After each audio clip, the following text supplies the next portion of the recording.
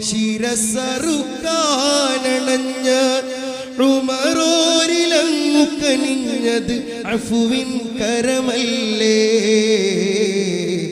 വാരിപ്പുണർന്നങ്ങന്ന് വാനോളം ദർജ കനിഞ്ഞ് വാക്കു നൽകി ജന്നത്തുണ്ടെന്നങ്ങു മൊഴിഞ്ഞില്ലേ.